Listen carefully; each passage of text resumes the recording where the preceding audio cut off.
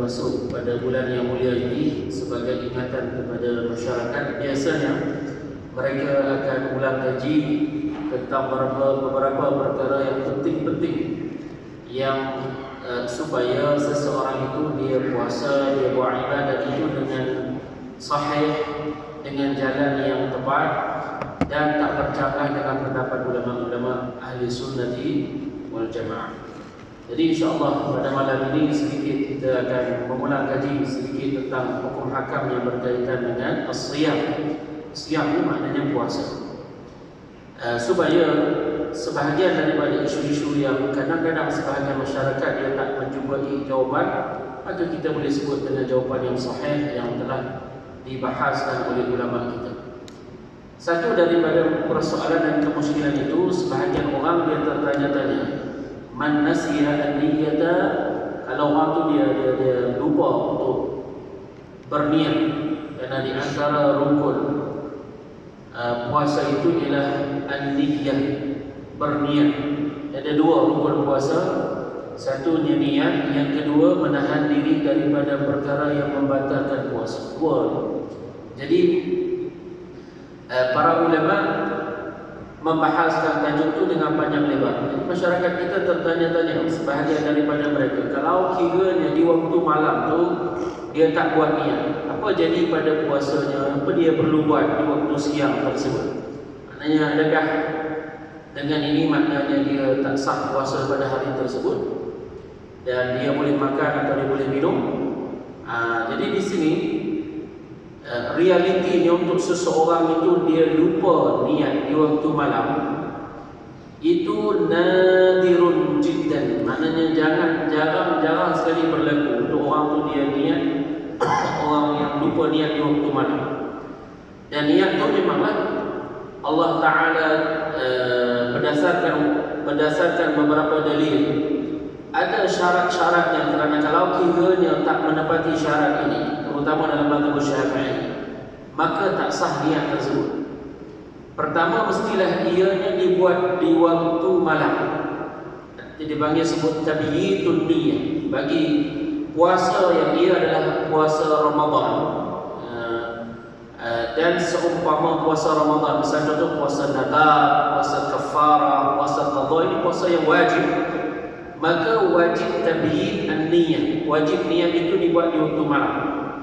Dan kalau orang tu dia tak buat niat di waktu malam, tak sah baginya puasa. Kalau orang tanya apa dalil ini, apa dalil pada masalah ini, yaitu sabda baginda Rasulullah sallallahu alaihi wasallam, man lam yubayyit an-niyyata qabla al-fajr fala siyama lah.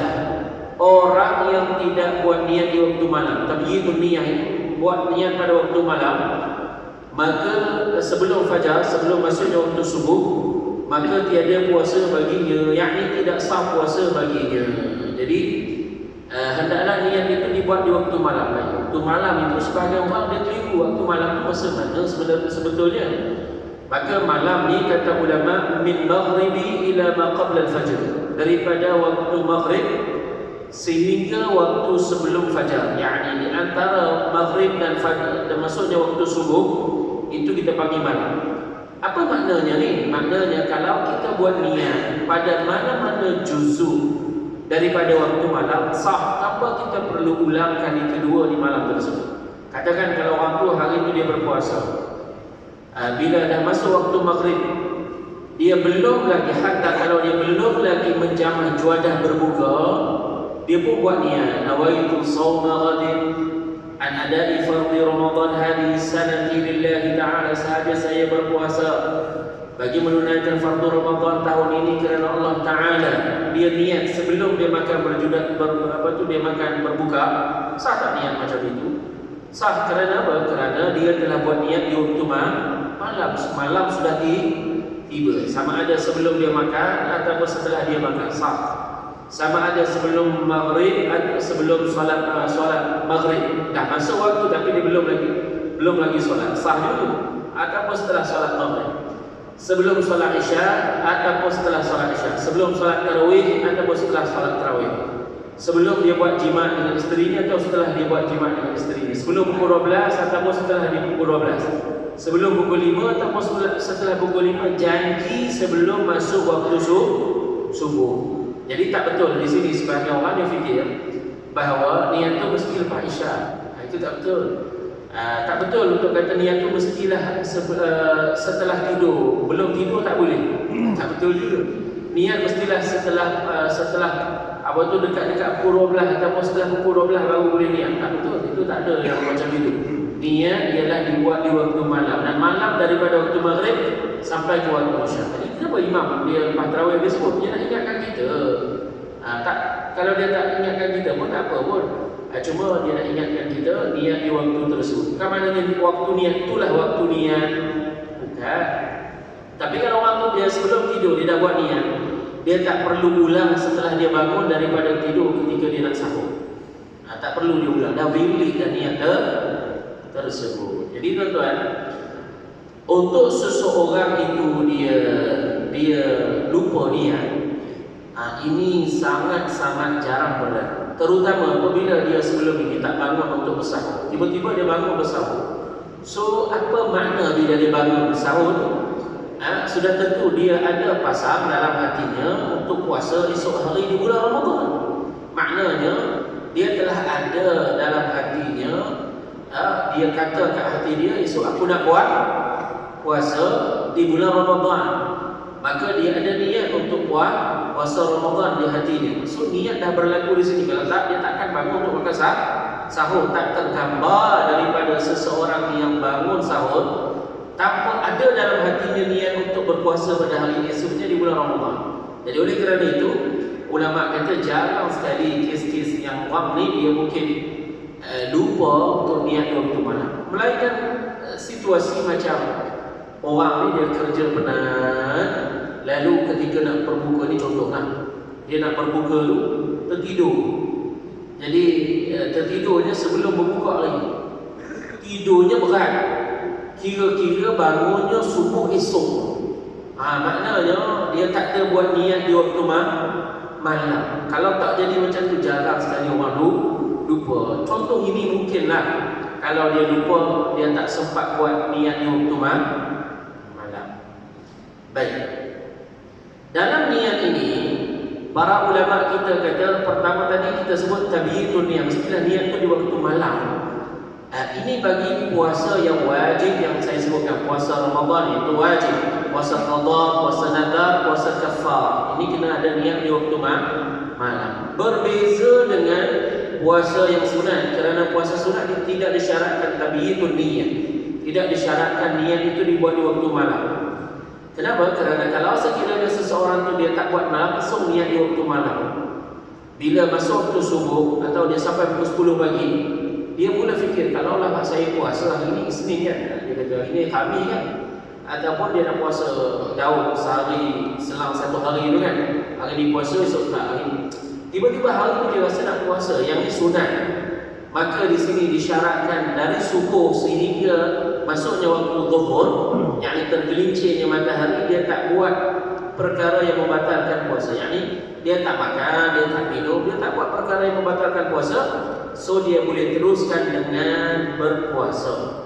Sah puasa tersebut dengan syarat dari waktu subuh hingga ke waktu zuhur dia tak ada buat perkara yang membatalkan puasa. So kalau lepas zuhur dia dah sarapan pagi, lepas zuhur dia dah sarapan pagi, tak boleh lagi dah untuk dia teruskan berpuasa sunnah. Dia tak makan lagi, dia tak minum lagi, dia tak buat perkara-perkara yang membatalkan puasa. So dia boleh. So bagi puasa yang sunnah dia tak disyaratkan tabiyyun niat. Syarat yang kedua bagi niat ini iaitulah ta'yin, yakni puasa yang kamu nak puasa ni kamu kena sebut ketika niat di hati kamu. Kerana tempat niat di mana? Di hati. Kalau kamu tak sebut pun dengan lidah, so dia valid, dia sah. Tapi kalau kamu sebut dengan lidah, macam sebahagian daripada kita sebut nawaitu shawma ghadin an ada'i fardhi Ramadan hadhihi sanati lillahi ta'ala. Kita sebut dengan lidah. Itu dalam bahasa Melayu kita sebut sahaja saya berpuasa esok hari bagi kefarduan Ramadan tahun ini kerana Allah Ta'ala. Atau panjang sikit yang paling sempurna, kerana iman dan dengan penuh keimanan dan dengan untuk mencari pahala untuk mendapat redha Allah Subhanahu wa taala. Nah, ini lebih sempurna. Jadi kalau dia sebut dengan lidah, kata Imam Nawawi, ianya membantu dan tanda niat di dalam hati. So basically dia dalam hati. Kalau dia tak sebut dengan lidah pun sah. Cuma yang masalah kalau sebut dengan lidah, hatinya dia tengok TV, dia tak ingat dengan apa yang dia sebut. Dia dah biasa sebut kan. Jadi itu tak boleh. So yang disebut dengan lidah itu dipanggil talaffuz bin niyyah. Talaffuz dengan niat itu tak boleh kan?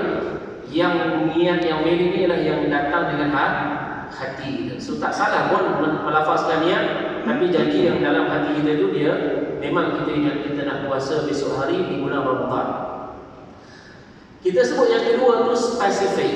Mestilah kamu nak kena niat tu dengan secara spesifik. Kerana kalau kamu tak buat secara spesifik, sedangkan itu puasa Ramadan, maka tak sah. Contoh kalau dia nak puasa esok hari di bulan Ramadan, dia kata sahaja saya puasa esok hari lillahi ta'ala, kerana Allah Ta'ala, itu tak boleh.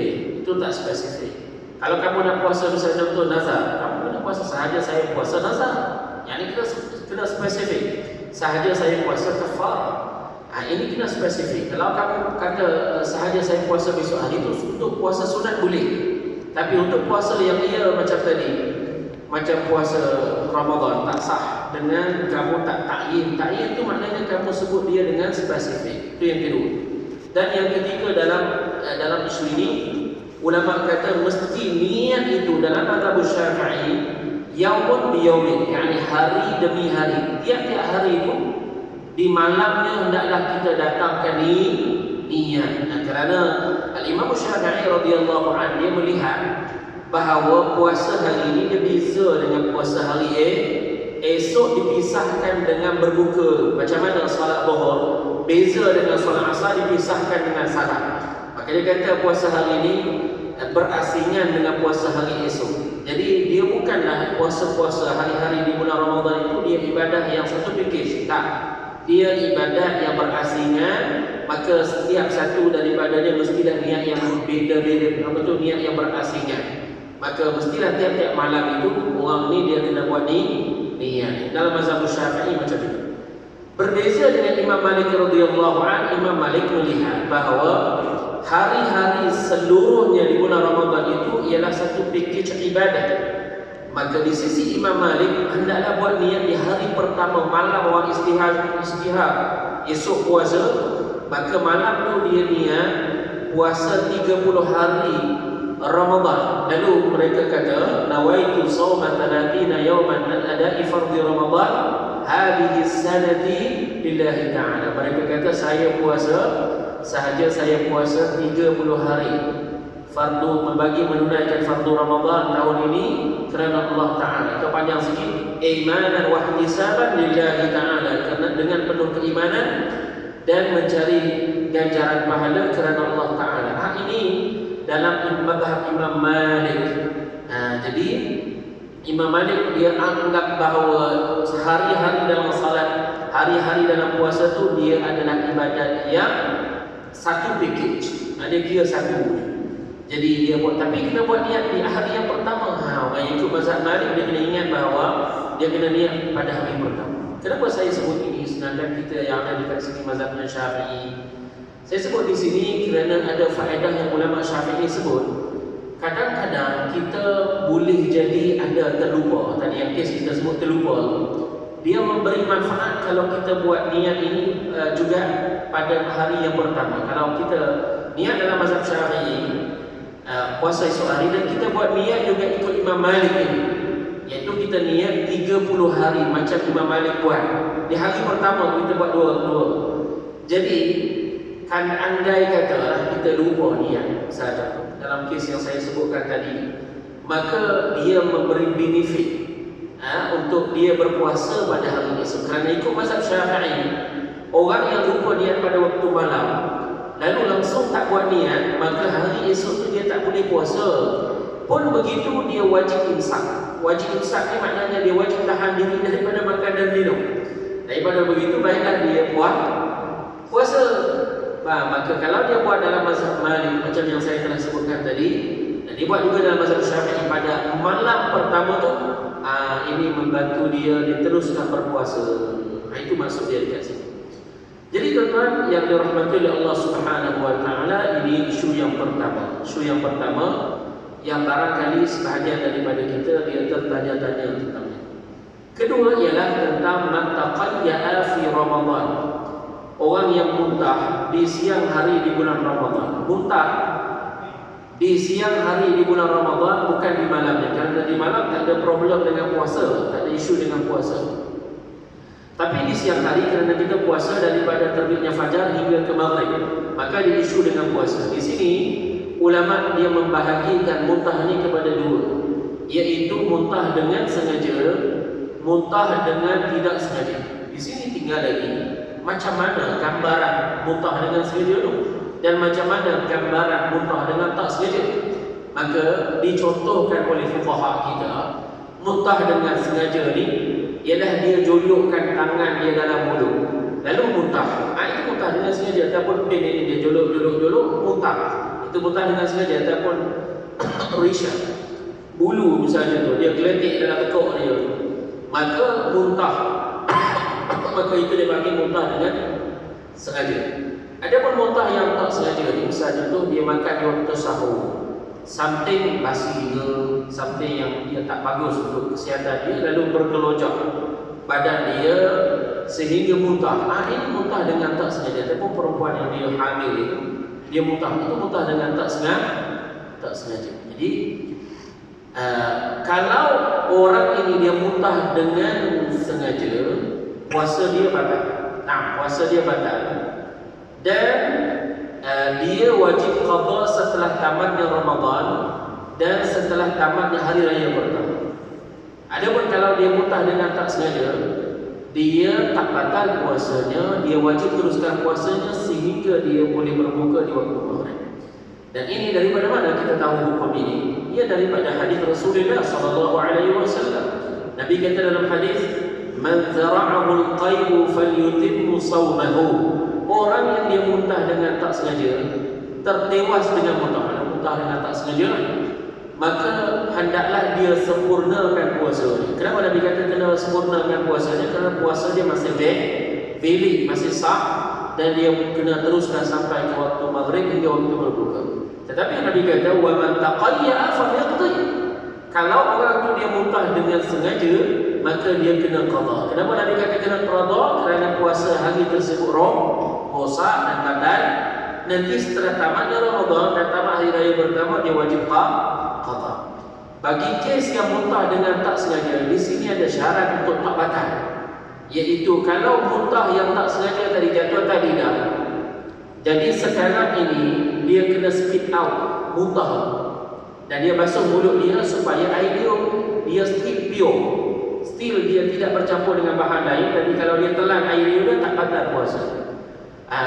Instead, kalau sekiranya dia muntah dengan tak sengaja, lalu muntah yang jatuh tadi dan dia telan dengan sengaja, batal puasa. Atau air yang bercampur dengan muntah dia telan, maka batal puasa. Walaupun pada asalnya dia muntah dengan tak sengaja. Jadi disyaratkan orang yang muntah dengan tak sengaja tadi, dia jangan telan kembali muntah itu dengan sengaja, ataupun dia jangan telan air yang bercampur dengan muntah. Kemudian itu isu yang kedua. Kemudian isu yang ketiga ialah sekiranya seseorang itu dia ada gigi berdarah. Gigi berdarah dan gusi berdarah. Gusi berdarah. Jadi gusi berdarah, keluar darah daripada gusi ya. Jadi di sini kalau orang ni dia ada kes macam tu, dan ada sebahagian orang kita kan dia ada kes yang macam ini. Jadi di sini dia kena ingat, di siang hari di bulan Ramadan, gigi yang dia tak sihat macam ini, hendaklah dia spit out darah itu dan juga air yang bercampur dengan darah. So dia jangan telan. Kalau dia telan darah, batal puasanya. Kalau dia telan air yang bercampur dengan darah, so batal puasanya juga. Dan wajib dia menahan diri baki siang hari yang berbaki sehingga buka puasa. Dia tak, ini bukan lesen untuk dia makan dan minum. Dia ada hukum syarak yang namanya yajibul insak. Wajib menahan diri juga, walaupun puasanya dah tak valid, tapi dia terikat dengan hukum tak boleh makan dan minum bagi kes yang macam ini. Bagi kes yang seumpama ini dia tak boleh makan dan minum sehingga masuk waktu maghrib. Dan setelah tamat Ramadan dan hari raya yang pertama dia kena qada. Dia kena qada. Jadi kalau macam itu, apa hukum orang buat suntikan pada gusi ni? Kadang-kadang waktu dia pergi jumpa tabib, jumpa doktor, maka dia nak buat rawatan pada gigi geraham dia, atau dia nak cabut gigi. So cabut gigi batal puasa? Nak kena tengok dulu prosesnya macam mana dan apa, ada tak berlaku perkara yang membatalkan puasa. Kerana cabut gigi dia bukan satu kes yang terus kamu kata ia batal puasa kalau cabut gigi. Tak, itu tak betul. Bila dia batal puasa, jika sekiranya dia telan serpihan-serpihan pelak ke misalnya tu yang dia bersih, yang dia buat scaling dan sebagainya, dia telan, itu batal puasa. Ataupun air liur yang bercampur dengan darah ataupun dengan something else yang berdasing, dia telan dengan sengaja, batal puasa. Tapi kalau dia tertelan dengan tak sengaja, tak batal puasa juga. Di sini semata-mata dia suntik pada gusi, tak batal puasa. Itu tak membatalkan puasa dia. Jadi dalam kes orang yang dia buat suntikan untuk buat bius dan sebagainya, ini tak membatalkan puasa.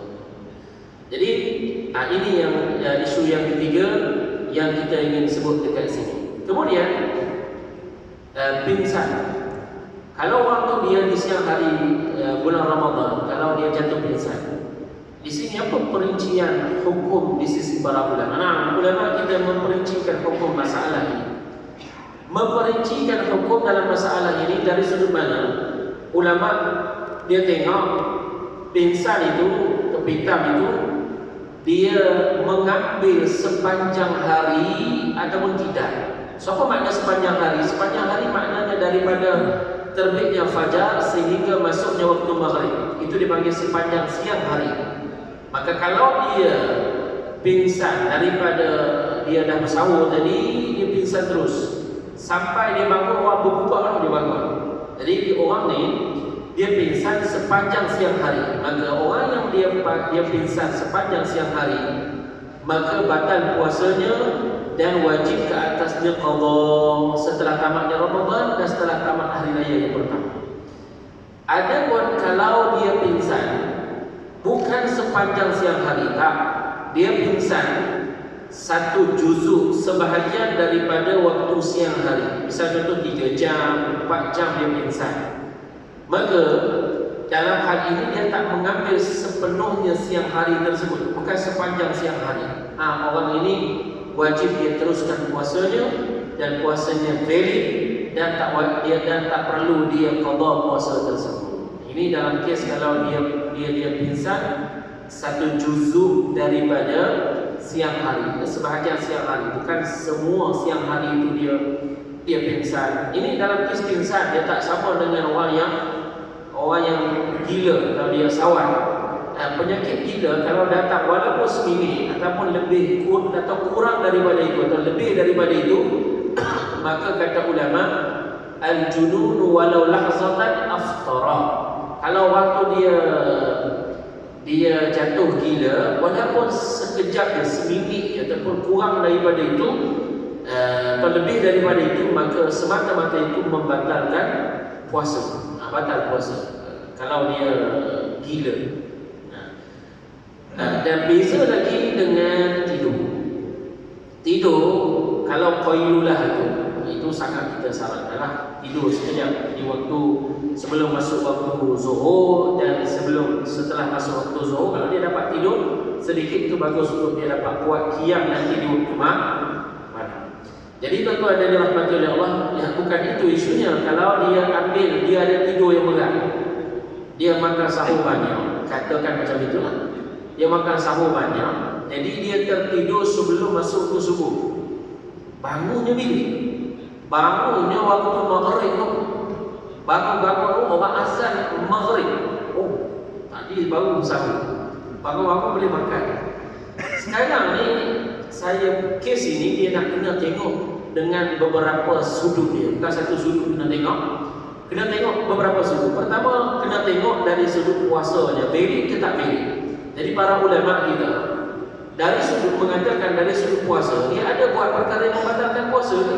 Adakah tidur ini membatalkan puasanya? Maka kata para ulama, tidur tak membatalkan puasa. So dari sudut tidur tu membatalkan puasa ke tidak, tak membatalkan puasa. Tetapi kata para ulama, dia fawwata khairan katsira, dia dah luput, dah rugi daripadanya kebaikan-kebaikan yang banyak yang dia buat, yang boleh dia buat di waktu siang hari tersebut. Banyak yang dia telah tinggalkan kebaikan-kebaikan di bulan Ramadan dengan cara dia tidur tersebut.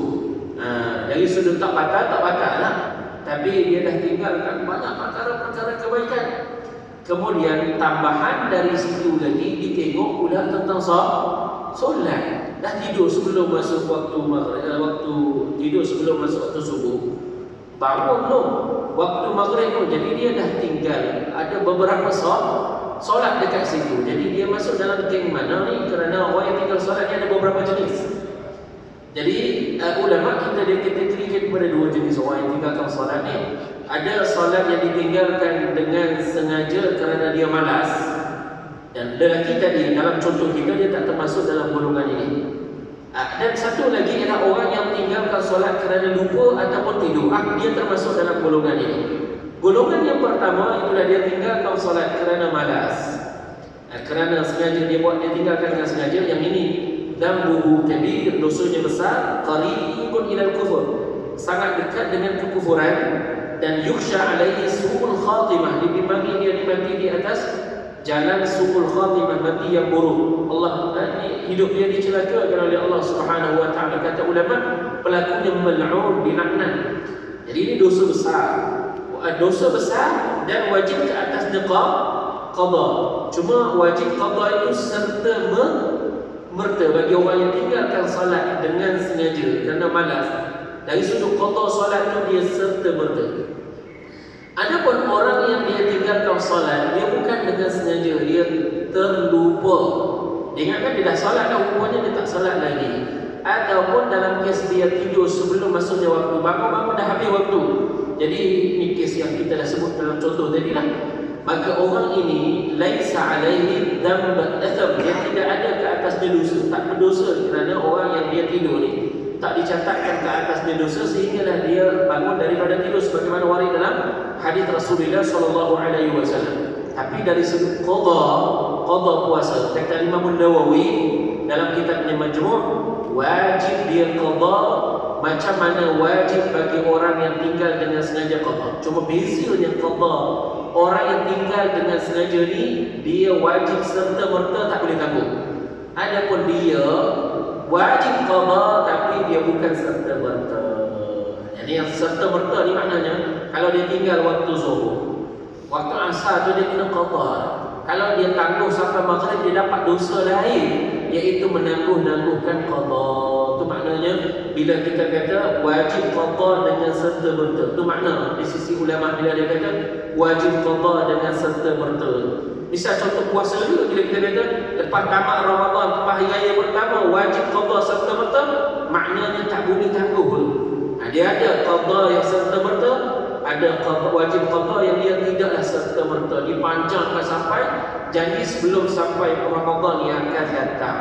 Jadi nak kena tengok dia jenis hak mana terutama kalau dia tinggalkan puasa dengan tanpa uzur syarak, maka wajib qada tu serta merta, dia tak boleh tangguh. Yang tangguh tu dia ada dosa hak lain. Adapun puasa, kalau dia tinggalkan puasa dengan uzur, dia wajib qada juga, tapi dia tidaklah serta merta.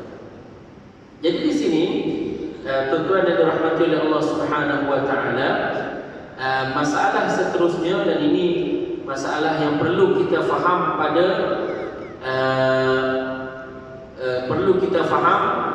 pada kaedah, iaitu kalau seseorang itu dia buat di siang hari, dia suntik pada bahagian anggota dia, pada bahagian otot dia, misalnya tu dia suntik, boleh tak di klinik, di hospital dia suntik di bahagian bawah kulit, ataupun dia suntik pada pembuluh darah, saluran darah. Kadang baru dia jadi nurse tu, dia cari juga tak jumpa, dia suntik bawah kulit 3-4 kali kan, hak pandai tak apalah, suntik pada pembuluh darah kan.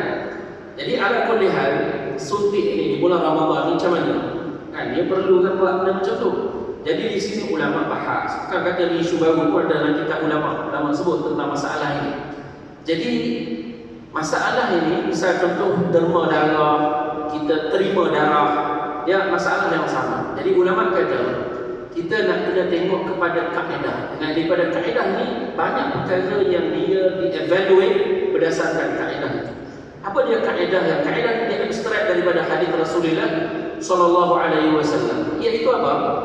Kullu ainin, setiap sesuatu, setiap objek walaupun dia kecil, dia ada saiz. Yang ada saiz, setiap sesuatu yang ada saiz masuk melalui lubang terbuka. Lubang terbuka dalam bahasa Arab dia panggil manfadil maftuh, lubang terbuka.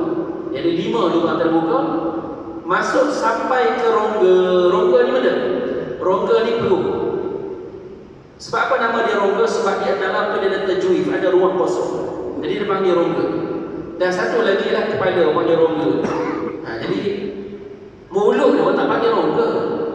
Ini mulut ni bukan dia panggil jauh. Setengah orang dalam masalah puasa ni silap di mana? Dia ingatkan mulut ni rongga. Mulut ni dia panggil manfadil maftuh, lubang terbuka.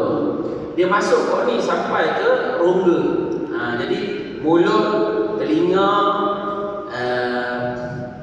kubur, dubur, hidung. Jadi 5 ni dipanggil lubang terbuka. Jadi kaedahnya apa? Kalau sesuatu objek yang ada saiz masuk melalui lubang terbuka sehingga dia sampai ke rongga, sama ada perut atau kepala, maka batal puasa. Ini kaedahnya. Jadi kaedah ini kita tengok kata para ulama, tengok pada masalah tadi. Bila dia buat suntikan pada pembuluh darah, dia masukkan sesuatu, ya betul dia masukkan sesuatu, tapi dia masukkan melalui lubang terbuka? Tidak. Dia bukan lubang terbuka, maka tak batal puasa. Sebab tu ulama kata tak batal puasa. Kalau dia suntik pada pembuluh darah hantar, tak batal puasa. Pada ototnya dia derma darah atau dia terima darah, dalam situasi ini dia tak masuk dalam kaedah yang telah kita sebutkan tadi, maka ulama kata ia tidak membatalkan puasa. Tak membatalkan puasa. Kita bagi contoh bagi nampak. Misal contoh orang tu dia mandi hakikatnya kalau dia mandi, air tu kering daripada jasad dia, dia masuk ke liang roh, baik, dia masuk dalam badan, masuk objek, tapi masuk ke lubang terbuka ke tidak? Tak, maka mandi tak membatalkan puasa. Misal contoh dia lumurkan minyak zaitun pada lengannya, kemudian tak lama lepas tu dia kering, dia masuk ke mana? Liang rumah. Baik, dia masuk ke ni tidak membatalkan puasa kerana dia bukan masuk di dalam rongga badan sehingga melalui lubang terbuka. Dan juga dalam hal ini kalau sekiranya dia titikkan air yang masuk dalam mata, jadi kalau dia masukkan ini, hatta kalau dia rasa pahit sedikit di lidah dia, maka kata ulama dia dalam kes ini dia dimasukkan ke bahagian rongga sehingga masuk ke lubang terbuka. Adakah dia memasukkan objek? Masukkan objek, tapi ke lubang terbuka? Tidak, kerana mata bukan lubang terbuka dari sudut syarak. Apa lubang terbuka? Kerana lahir-lahir kata ulama kita tak ada buat pembedahan, memang terbuka. Hidung terbuka daripada lahir lagi, mulut terbuka daripada lahir lagi, telinga terbuka daripada lahir lagi. Kubur dan dubur macam itulah, setiap daripada kita macam itu juga, melainkan orang yang dia ada penyakit. Jadi oleh kerana itu dipanggil dia manfadil maftuh. Jadi kalau mata dia tak kira sebagai lubang terbuka. So kalau waktu dia masukkan air dalam mata dia tak batal puasa. Sebab kalau dia rasa pahit, sebahagian ubat yang kuat dia sampai rasa pahit, kata ulama yang ini dia spit out, dia tak telan. Dia kita panggil ludah keluar, maka ia tak membatalkan puasa. Jadi ini kaedah yang kita sebut. Mulut ni ada limit baginya untuk kita nilai dia batal puasa atau tidak. Dari sini kita tahu batal puasa ataupun tidak. Iaitu makhraj huruf ha. Bila kita sebut ha, dia keluar daripada kawasan kerongkongan. kerongkong. Jadi kalau sekiranya seseorang tu dia buat sesuatu dekat mulut dia, jangan dia telan something sehingga melepasi makhraj huruf ha. Kalau dia buat macam itu, batal puasa. Dalam hal ini, kalau orang tu dia gosok gigi, batal puasa ke tak? Tak batal puasa selagi dia tak telan ubat gigi. Telan ubat gigi batal puasa lah, melepasi makhraj huruf ha. Atau dia tak telan air liur yang bercampur dengan ubat gigi. So tak ada kes yang di sini membatalkan puasa. Di sini kita tak sebut ada yang makruh, tak makruh. Saya sebut hanya batal puasa ke tak batal puasa. Gincu.